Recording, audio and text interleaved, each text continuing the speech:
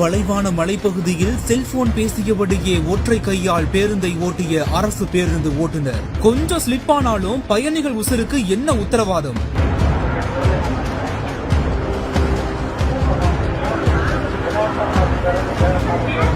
இணையதளங்களில் கடும் விமர்சனத்திற்கு உள்ளாகிய வீடியோ காட்சி.